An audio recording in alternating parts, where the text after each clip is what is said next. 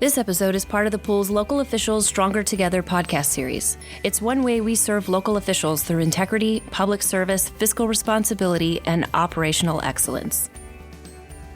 As always, please direct specific questions about coverage to your risk management advisor. Welcome to episode 9C in the Risk Pool's Stronger Together podcast series. I'm your host, Scott Houston.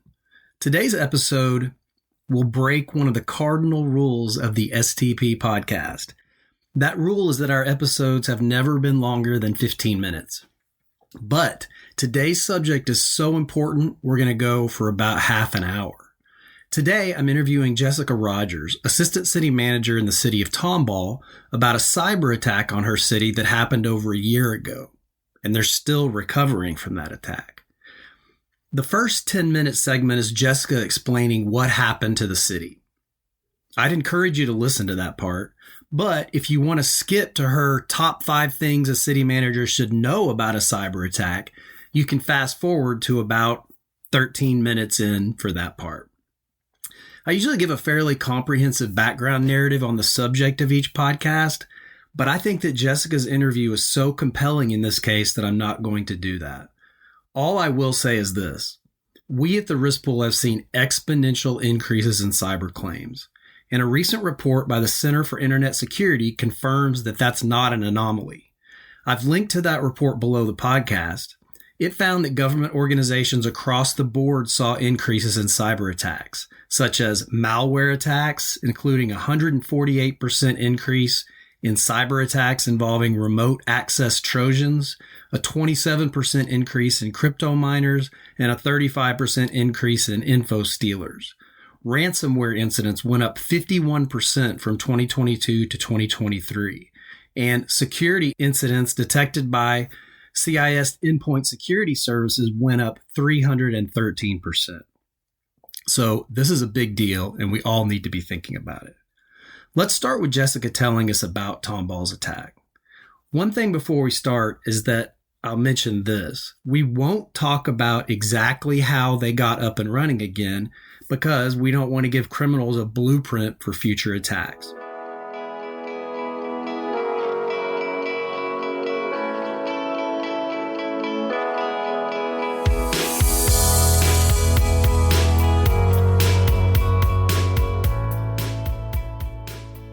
I'm now joined by Jessica Rogers, who's an assistant city manager in the city of Tomball. And Jessica is going to talk to us today about a cyber attack that the city of Tomball has suffered through. The attack happened at the end of 2022, right, Jessica?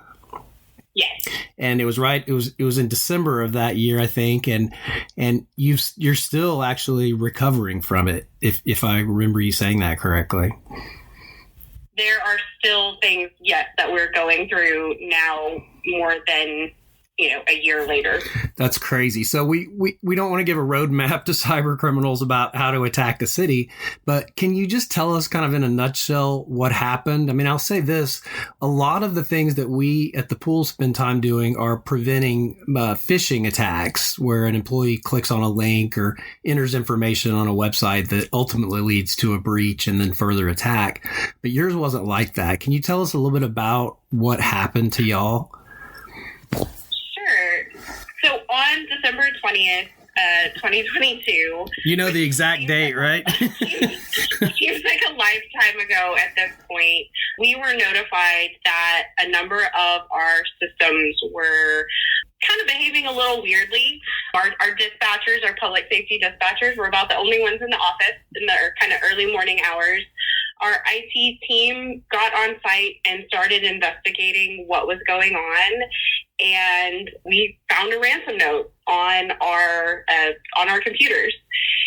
And with that kind of started what may be the longest few months of my life, and certainly the longest few months for a lot of our employees as we worked through what happened, what to do, how are we going to get everything back and restarted and get the city of Tomball back operational. Tell me what does the ransom note actually look like? It's just a blank screen that says, pay me this money if you want your information? I mean, in a nutshell, Yes. So there was a file uploaded to any of our machines that were connected to the network. So if you were like me and probably most city managers, I had taken my laptop home for the evening, and so it wasn't connected to the city's network. But any of our, core employees, for the most part, had their computers, whether they were desktop or laptop, connected to the network. Those machines all had a text file placed on their desktop that just said read me, and you opened it up and it was the threat actor identifying themselves, telling you how to contact them, and kind of giving you the next steps of what was going to happen. What were the first steps that y'all took once you realized that essentially the whole network had been corrupted? Right. So our first step was sort of get everything disconnected. So segregate the networks, turn them off, cut off any type of access. At that point, you don't know if the threat actor is still active in your system or what's happened. That all comes later. So the first and foremost is every single machine, every server, turn it off. I mean, literally in some cases, unplugging the cords, that are going and connecting facilities. And so that's sort of what we went around that morning and made sure everything was disconnected. And what would come later and what was important with that is everything was preserved as it was in that moment. So that way, when we did start doing a forensic investigation, we knew at that moment we had captured all of the data that would help us kind of figure out what happened. And so did you do that pursuant to, did y'all have a written cybersecurity plan, something that would tell you what to do in the case of an attack like this? We did not have a written cybersecurity response plan, which when we're talking about what I would say cities need to do, if you don't have one, get one.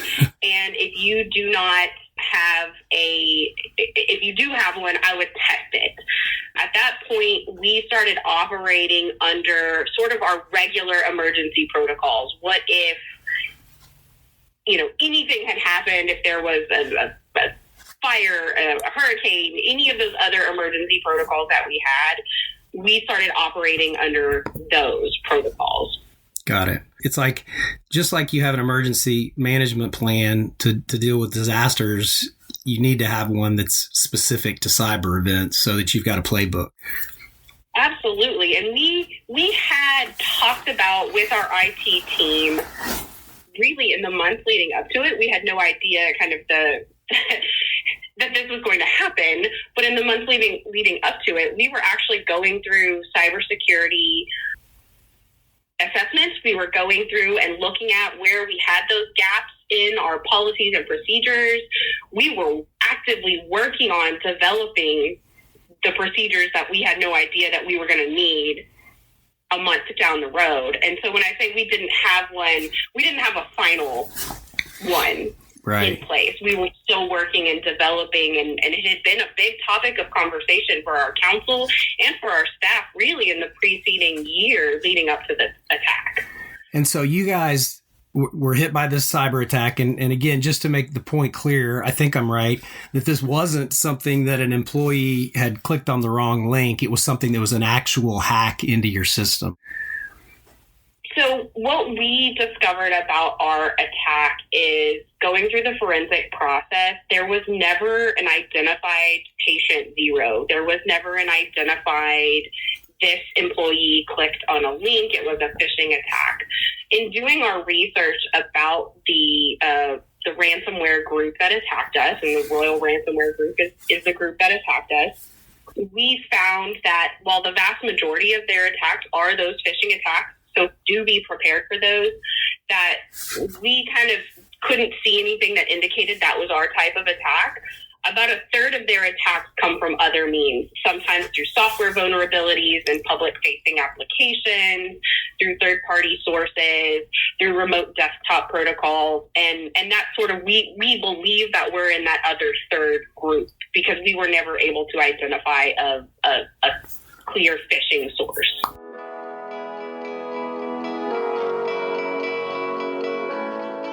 all this stuff terrifies me, and I think it should, again, terrify those who are listening. But you were basically a brand new a pretty new employee of the city, as well as a pretty new assistant city manager. That's right? You started about 8 months before that, you said? I had been with the city just over a year. And yeah, it was my first assistant city manager role. And it's a definite learning experience because I had to learn, there was no grace period. I had to learn every city operation, every city process, and how to perform every process manually because of this. And I'm just so impressed by that because, first of all, you were relatively new to the city. You're relatively new to that type of role. And yet, basically, city management just said, here, figure this out. And you basically had to figure this out on the job at the time, in the moment. It was a divide and conquer experience. So the city manager and I each kind of have our areas of expertise.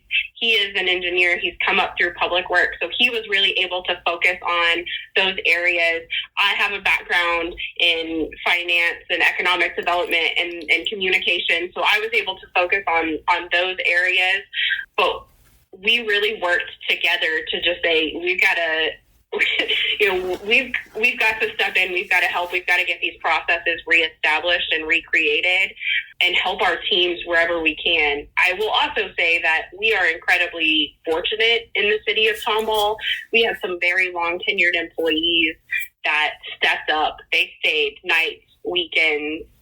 They didn't go on vacations with us here at our facilities, helping get everything restored and back up very quickly. Wow. Well, you wrote an article for the City Management Association Messenger, which is their electronic newsletter. I'm going to put a link to that article below the podcast so people can read a little bit more about the details of kind of what you went through in that period. I mean, this is just so fascinating. I could talk about this with you forever. And I think everyone who was listening would be enthralled with it. I really do, because everyone should be aware of all this. But I think we'll have to leave that as kind of the background, which is, I know it's really brief, but I think it gives people a flavor kind of what y'all went through. And so I think when we come back from the break, I'd like to ask you some specific things, like the top issues or top things that a city manager or really any city official should know or do to prepare for something like this happening to them, or maybe to help stop something like this happening to them. So let's talk about that when we come back.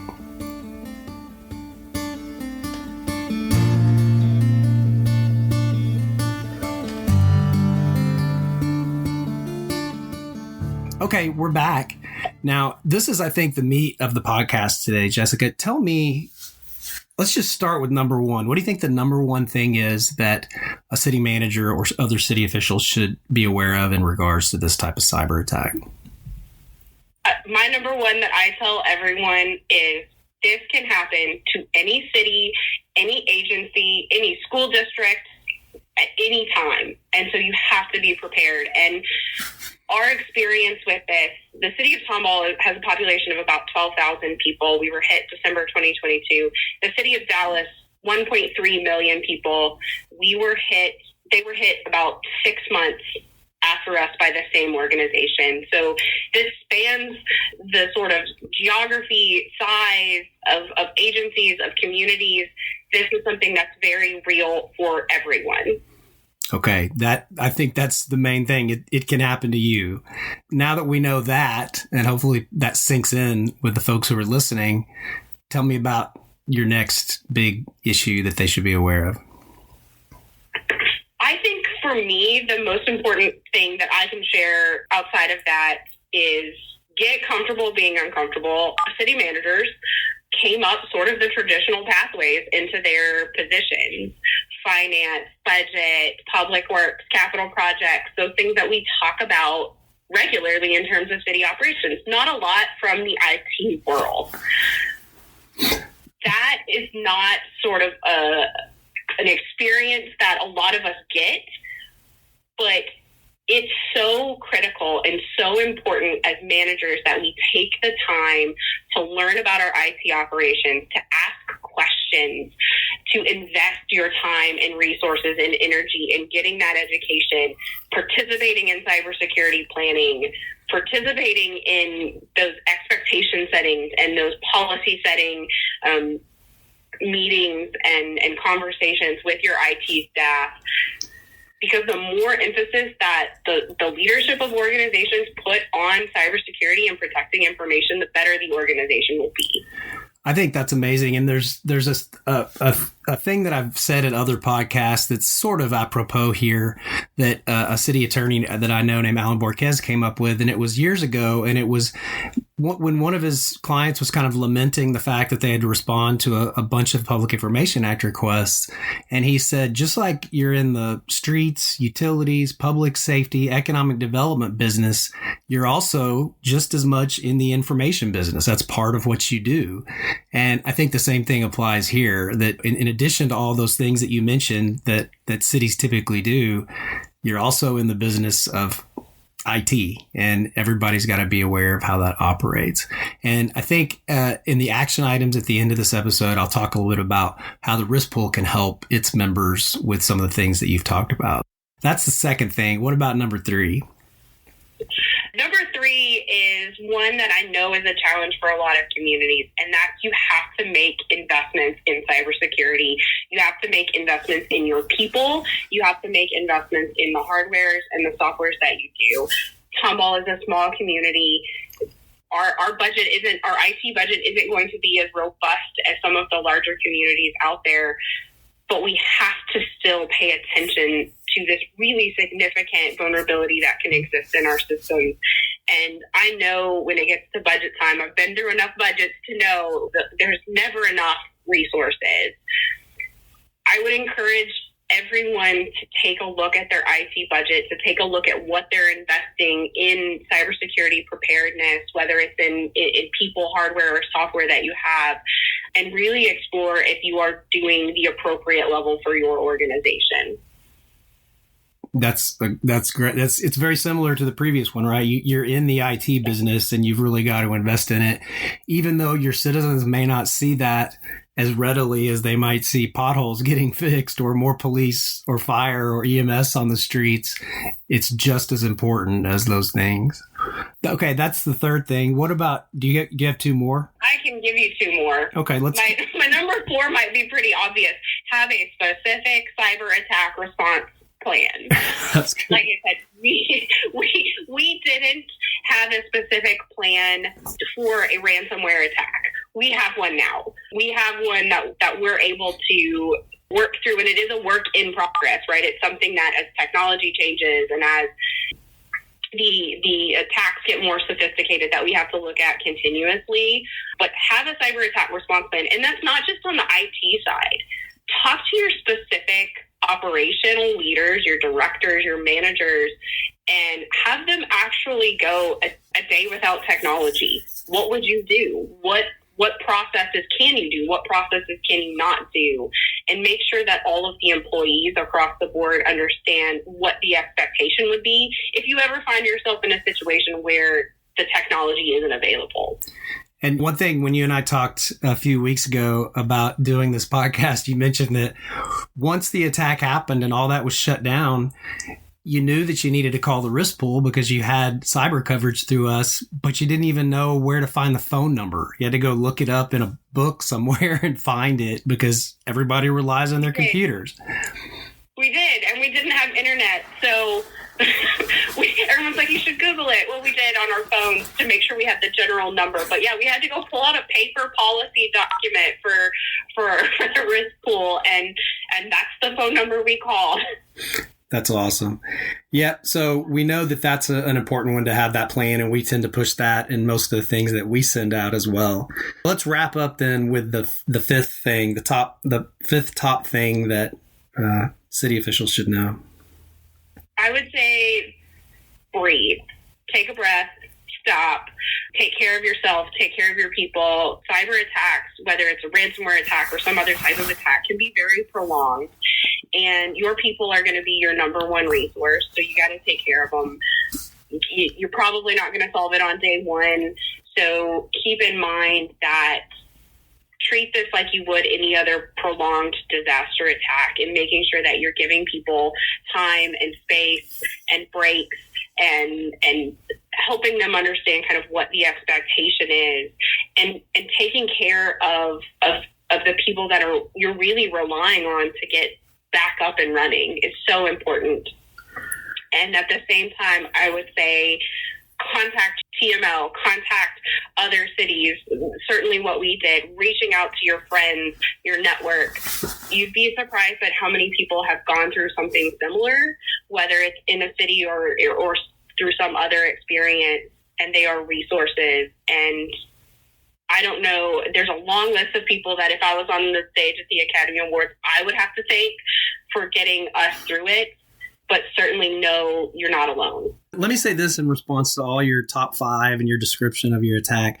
You and I met quite a while ago as part of kind of the lobby efforts of the larger cities, and when I worked at TML, and I was always impressed with the knowledge and information that you had then, and what you did for the city of Denton at that time. And I'm just so proud of what you've done here. Just hearing the story, just again, it gives me chills every time I hear about it, and it's just so cool that you were able to step up and help all the other folks there get through this just horrible event. So I'm so glad that the city of Tomball had you, and I'm so glad that you took a few minutes to visit with us about this. I think it's really important that we get this information out. So thanks for joining us. Oh, thank you.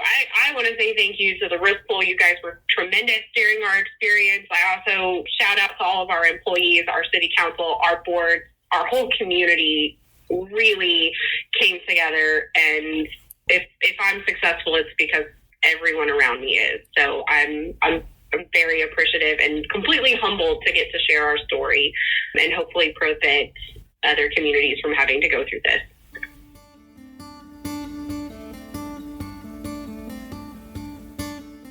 Okay, we usually wrap up with a few action items as your takeaways, but Jessica's top 5 things a city manager should know basically are those takeaways from this episode. So all I want to do before we wrap up is let you know that the Risk Pool is here to help you. If you have cyber coverage with us, we can either help you prepare for or prevent attacks, and if you happen to get hit, we can help you respond to one. In fact, we have a dedicated staff member, Ryan Burns, who's our Cyber Risk Services Manager, who can help you. And I brought Ryan in for him to just barely touch on all the things that we have to offer. So Ryan, tell us what we can do to help a member prevent an attack.